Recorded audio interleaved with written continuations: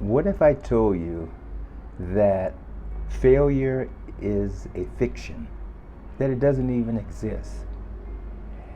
And in this video, I'm going to show you that failure is a fiction that we create to give us an excuse to give up.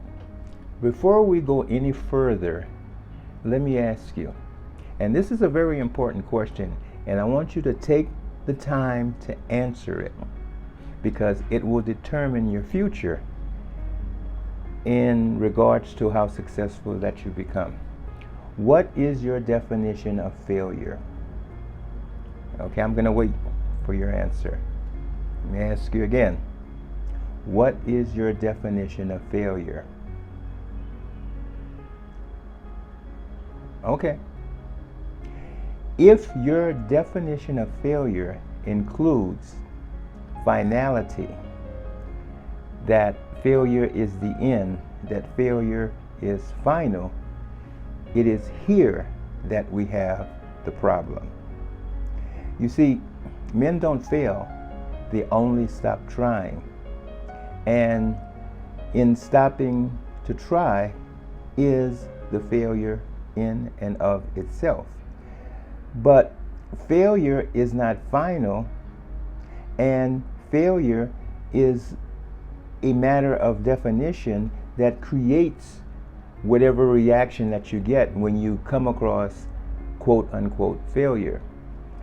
For the purposes of understanding what failure is and where I'm going to take you with this concept of failure is to change the whole concept of failure as finality and failure as the end. In fact, I don't even want to use this term failure for the purposes of this explanation.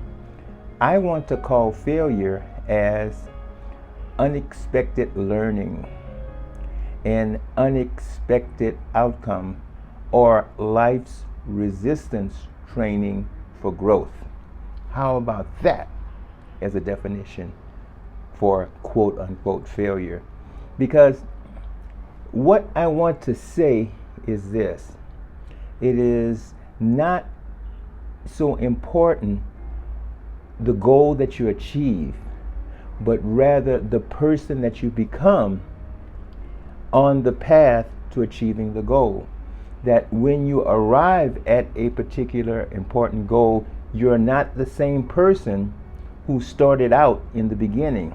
Now, the only way that you can become transformed into a bigger, better, more resilient, more creative, more resourceful person is through overcoming conflict, overcoming challenges. Challenges and conflict can be compared to the resistance training in a gym.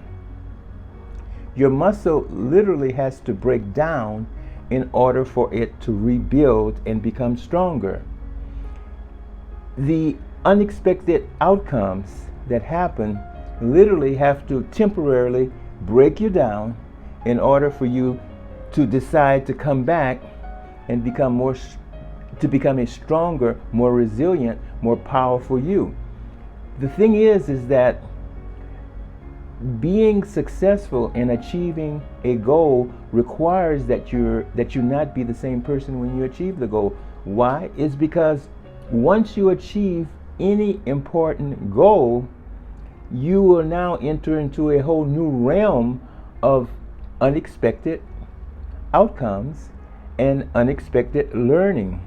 It kind of reminds me of many of the movies that I've seen where you see the super successful Wall Street CEO in a board meeting, and not saying that this is something that I want to achieve or something that most people want to achieve, but a lot of times when people have a concept of what success is, sometimes they have an image of something like this: the CEO in the boardroom.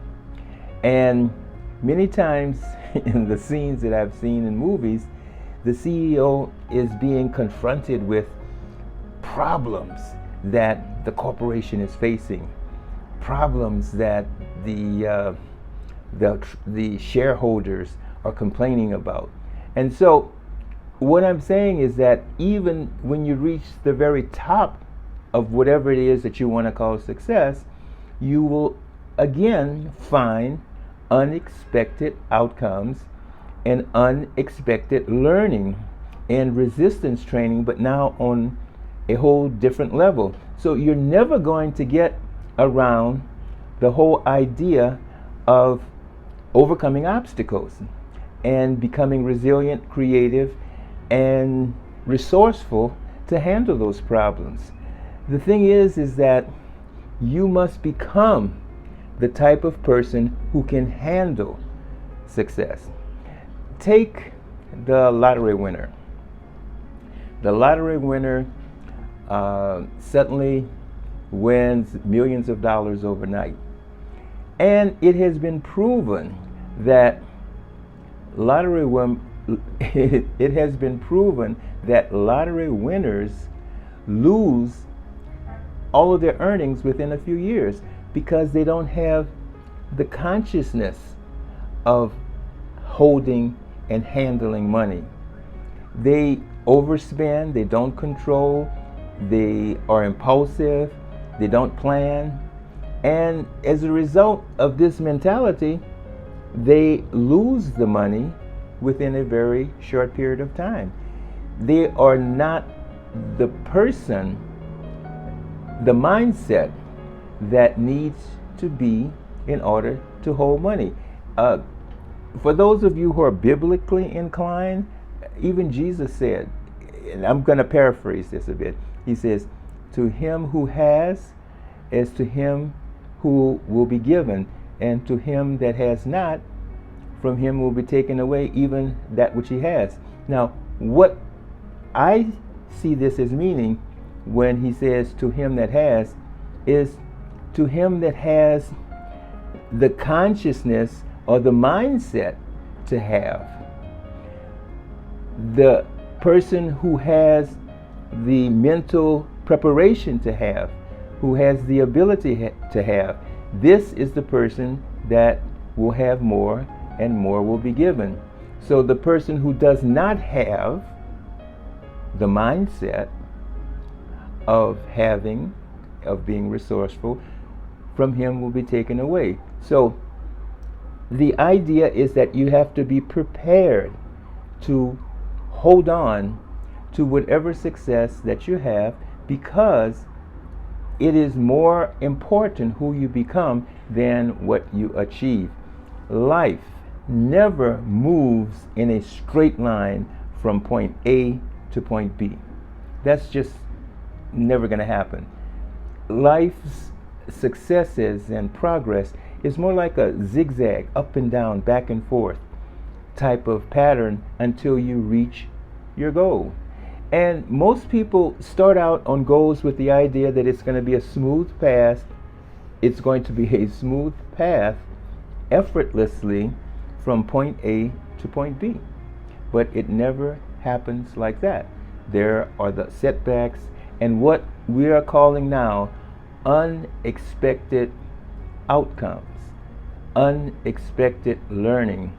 And when these things happen, it is important to understand and utilize what I call power questions.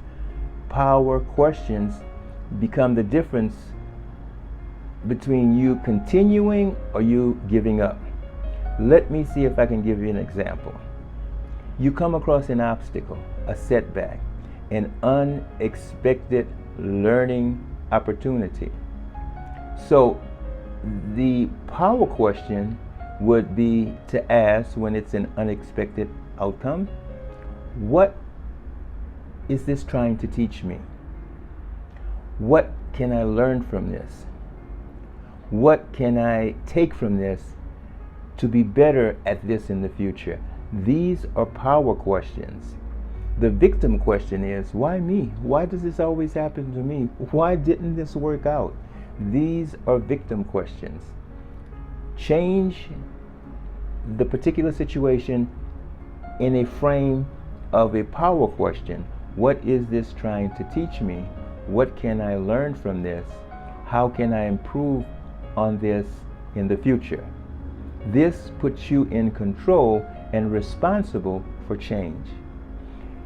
So you gradually, when you do these things in this way and take this approach, you become a new person. You become a stronger person. You become a more resilient individual to handle whatever future challenges that come along when you reach higher levels of success. So, again, failure is a fiction. It doesn't exist. It is something that we create with the definition of being final and being finished.